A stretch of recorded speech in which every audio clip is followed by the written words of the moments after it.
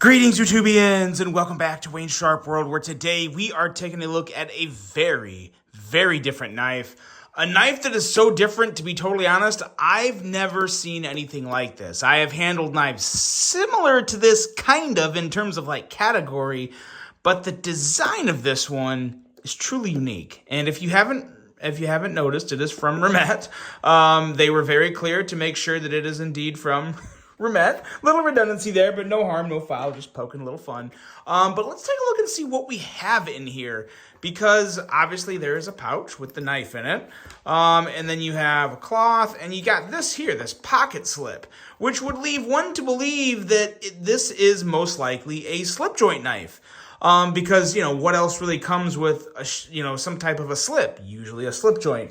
No, not a slip joint. Let's get this stuff out of the way.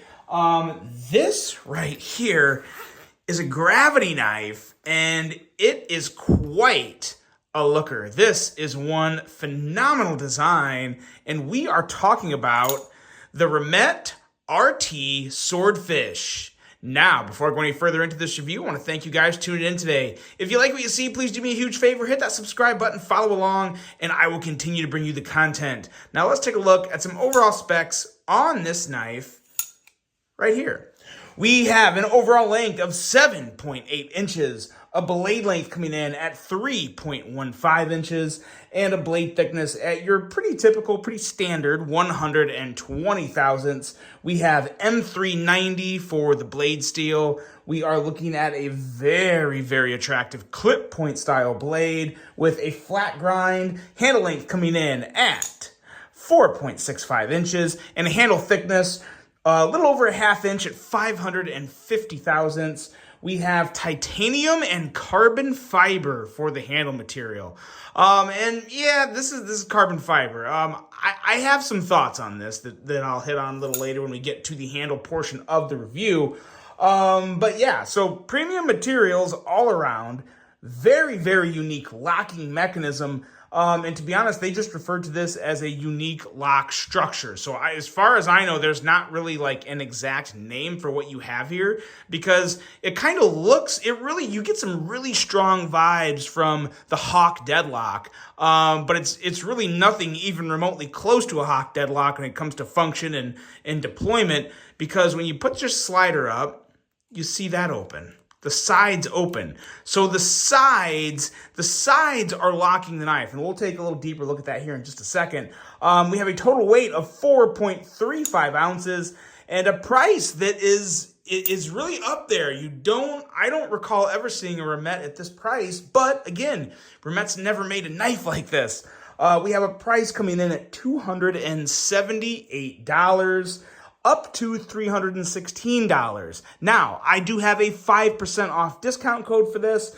That code is SWFWSW, all caps. And of course, I'll have that below in the description of the video, along with a link to go check these out, because there's a lot of flavors. I don't know how many are still available, but I could have swore there was like 10 different versions, some that are non-coated, just raw titanium and like stonewashed or satin. You have some black coated options, so you really have, there's different inlay options, so there's even different blade shapes, so there's all sorts of different things to look at with this. So I highly encourage you to click that link and take a look at all the options, because this is one of a cornucopia of options, so lots of stuff going on there. Let's take a look at some size comparisons here.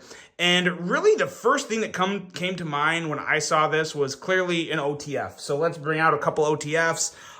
Probably my favorite OTF in my collection right now. This is the Microtech Duroc Delta with some really, really sweet Cerakoting on it. And as you can see, that is noticeably, considerably longer. And then we also have the Axial Gear Shift, which is another phenomenal OTF. And as you can see, it lines up very well with the Axial Shift. And really, if you close the blade on the Duroc Delta, not too far off if you took off the glass breaker. The glass breaker is, it's kind of the Microtech thing, but not super far off in terms of just like chassis length. So let's see, let's get a regular knife out here. This'll work. The Vosteed Raccoon. That's probably going to actually, a little shorter. Let's get one more. What else do we got here? Here we go. Kaiser Escort. This is probably going to be just about dead nuts even. Yeah, very, very close there with the Kaiser Escort. So there you go. That's actually a really good size comparison. So got that out of the way. Let's talk about this thing, because there are some things that I absolutely love about it. And there are definitely a couple areas that I think could be improved. Not that there's anything really wrong. There's no real reasons for me to say, no, don't consider buying this because this problem, or this problem. But I just think there's a couple things that could be improved through some, just through some different engineering, some different types of approaches to certain things about this knife. So I'll touch on that as best as I can. But first, let's take a look at the blade here, because it's a beautiful blade. I love this clip point. It has a very nice thin edge. I mean, this thing is getting down to about 16, 17 thousandths behind the edge. So it may look like an OTF, but it's much, much slicier than an OTF. So that is awesome. And this DLC coated blade is just phenomenal. I'm almost certain it's got to be DLC. I mean, this looks a lot like DLC to me. But yeah, absolutely gorgeous. Kind of has that satin finish up on the flat that I love. And then kind of like a vapor blasted finish along the grind. So really, really attractive blade. And to me, in terms of like aesthetics on this knife, the only thing where I'm really lost here is on the back, and it's this carbon fiber. Now, I don't have an issue with carbon fiber being there. I think that's a pretty cool little thing to do to it. But this carbon fiber they have in here, just to me, it looks ugly. Like I don't know why you would make something all black and then blast it with red, white, and blue, or any other like crazy colors like this. I'm not a fan. I would rather it just be a titanium DLC coated plate, or just regular, just very regular carbon fiber, something that goes with the rest of the design. This kind of looks like, to me, it's kind of an eyesore. So I would like to see some other type of insert here. But now what is really, really cool about this knife is when I said left or right tip, left or right tip up carry, and actually, you know what? It's technically tip down carry. So yeah, it's definitely tip down carry. So that was my bad there. Definitely tip down. But to make it left or right, so this, obviously, you can't move the plate here, what do we call this? I don't really call it the actuator because it's not an OTF, but the slider. We'll call it the slider. You can't move the slider area from this side to this side, but you can take the blade out and actually reverse the blade. So this all stays exactly the same. The blade comes out, turns around, goes in the other way, and that's how you make it a lefty. That's awesome. That is extremely innovative. It's very creative, and I love that they incorporated that into this model because lefties love it. It doesn't add any eyesores for clips or anything like that, or pre-drilled holes to accommodate different sides. It looks like this for lefties and righties, and I think that's amazing. So that is a huge, huge win for this knife. And the handle, the ergos are also a really huge win for this knife. It just feels great. If you've ever had a Hawk Deadlock in the hand, very similar. I'm not going to deny for a second that I'm sure Remet got some vibes from the Hawk Deadlock, but that's 1,000,000% fine with me because they really didn't do anything out of line here. I mean, they drew some inspiration from it, I'm sure, but like I said, two completely different knives, different actions, different everything. But one thing that is very impressive is the lockup on this knife. As you can see, I'm not pushing in, so technically, when you're holding it like this, it's kind of like it kind of acts like a frame lock because as long as you're pushing on this, there's extremely little chance that the blade could actually go back into the handle. I mean, this is a very, very secure grip with the jimping on both sides of the handle here, and it's a very secure lockup on the blade. But let me just take my hands off here. Let me close it and open it. So I just opened it. Now watch this. I mean, here's the white on my finger, and I am pushing and forcing, and this blade is not going in. This is a very, very solid lockup on this knife. Another thing that's very impressive, virtually no left to right blade play. Now there's a little front to back a little front to back wobble, but less than any OTF outside of the deadlock, the Hawk deadlock. And like I said, literally no left to right play. It is fantastic. So excellent lockup, excellent design in general. The only catch, because there is a catch. There's always a catch. That's life. There's always a catch to everything. But the only thing that could make this a little better for me is when you go to close it or open it. Sometimes, like, that actually worked just fine. Sometimes you'll get something like that. You have to really, you've got to buy one of these and spend time with it to really get the deployment down. And you have to really whip it out at just the right angle to actually get it to fully deploy. Because the moment, if as it's coming in, if you close it, it locks it. And I mean, it holds it pretty well. So that's a good thing and a bad thing. This isn't like the most fidgety knife in the world. Like some people probably think that the fidget factor of this thing is through the roof.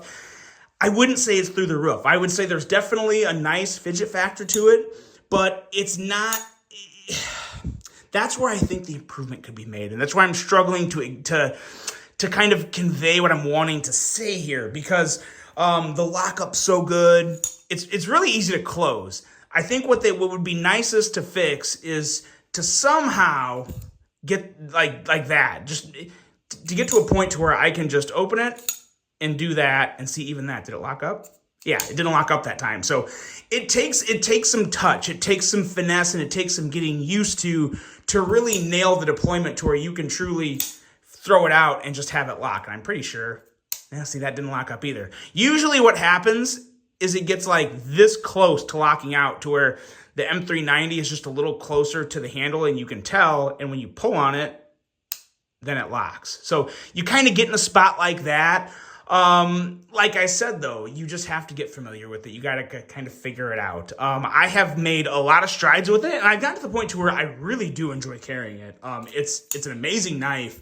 Like I said, I think the one real improvement that could be made is to somehow internally figure out how to get this blade to slide out a little easier.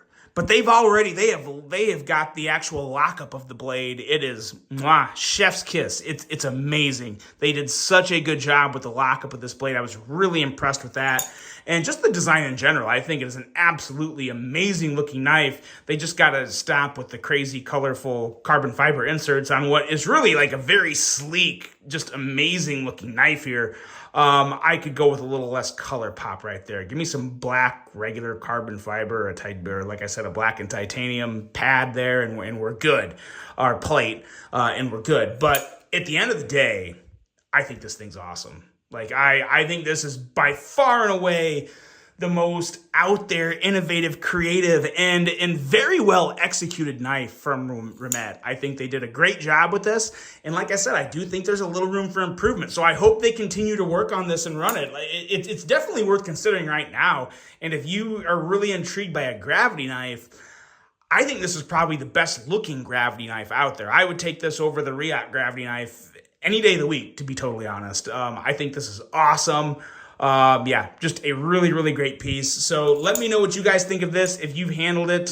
Very curious to hear your thoughts, and very curious to see where this takes Rimet, what they decide to do here. I think this is kind of them showing the knife industry like, hey, we can do things like this. So I hope they keep doing it. I hope they keep tweaking it, and I'm really excited to see where it goes. But they're off to a very good start with this knife. I think it's really cool, really impressed. And that's a review. Let me know what you guys think of this. Really hope you enjoyed this one. Hope you have a great rest of your day. And until the next one, I'm out.